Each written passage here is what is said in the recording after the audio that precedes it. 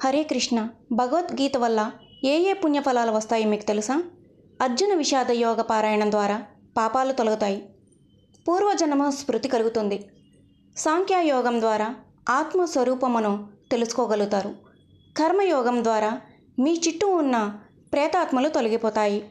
జ్ఞానయోగ పారాయణం ద్వారా పశు, వృక్ష, పక్షు పాపాలు కూడా నశించి ఉత్తమమైన లోకాల్ని చేరుతాయి. తద్వారా మీకు పుణ్యప్రాప్తి. ఆత్మ సంయమ యోగం ద్వారా అనేక దానములు చేసిన పుణ్యఫలం లభిస్తుంది. విజ్ఞాన యోగం ద్వారా జన్మరాహిత్యము, అక్షర పరబ్రహ్మ యోగం ద్వారా సమస్త దుర్గుణాలు నశిస్తాయి. రాజవిద్య, రాజగుహ్య యోగం ద్వారా పరుల సొత్తును అపహరించిన పాపములు పోతాయి. విభూతి యోగం ద్వారా సకల పాప విముక్తి కలుగుతుంది. భక్తి యోగం ద్వారా ఇష్టదేవత దీవెనలు లభిస్తాయి. అందరూ భగవద్గీత చదవండి. హరే కృష్ణ.